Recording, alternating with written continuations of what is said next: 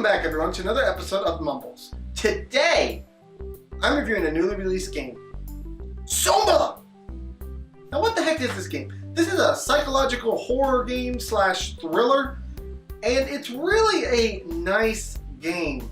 Now, I know in recent years we've all gotten used to horror games meaning jump scare, jump scare, jump scare, but sometimes if you're really good at something and you tell a really good story, you can make things creepy and scary without having so many jump scares, and that's kind of what they've done in SOMA.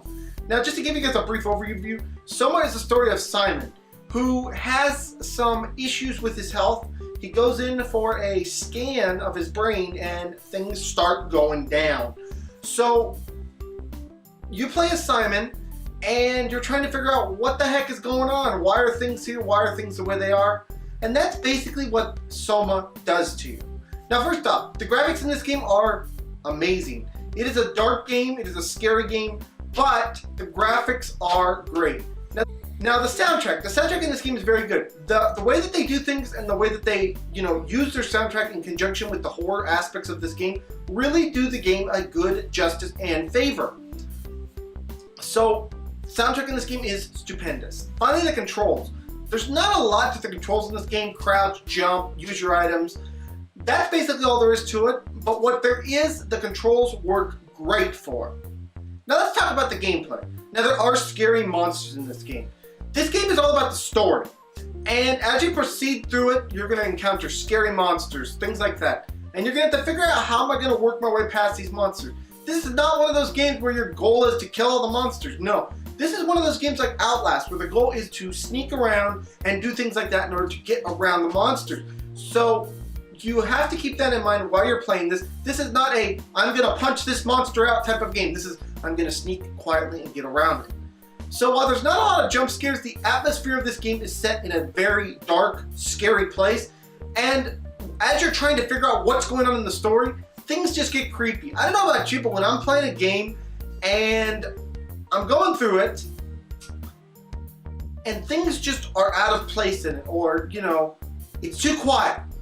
I'm looking around, I'm checking my surroundings, I'm like, is something gonna pop out at me? I've played so many games where, when you get into that false sense of security, oh, nothing's coming out at me, something will jump out! I'm sorry, that was rude of me.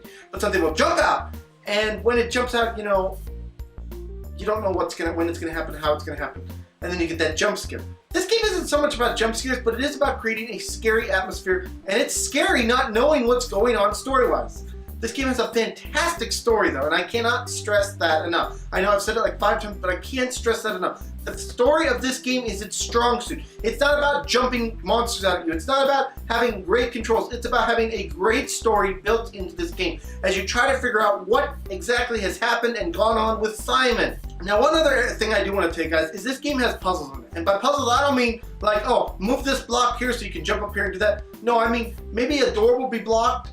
Or for example, maybe there'll be no way out of a room, but you can see a window and there's a crack in the window. So maybe you can throw something at the window to climb out the window. So there's those kind of puzzles in this game, and I love puzzles like that. It is so much fun to be able to interact with your environment and actually use those items to do something to the environment. It's very cool. Now let's talk about the cons, and there's very few. There's only really one that I could find. The replayability of this game isn't very good because, as with most games with puzzles in them, once you figure out the puzzle and you go through on that second playthrough, it's like, man, I already know what to do. I just gotta speed run this and get through it. So replayability is not very high with this game. But with all that in mind, this is a fantastic game. I'm gonna be doing Let's Plays on it. There's no doubt about it. So this game is gonna get an 8 out of 10 on our Mumbles review. It's a great little game. Definitely please check it out. I just love when a game can take a horror aspect of a game and not make it just about jump scares. Jump scares are great in a horror game, but I feel that they've gotten to be overused sometimes, which is never a good thing. So anyways, guys, 8 out of 10. And yeah, guys, this has been another episode of Mumbles. I want to thank you so much for joining me. Please smack that subscribe button, smack the like button, smack all those buttons, and I will see you guys all in the next video. Bye-bye, everyone. Take care.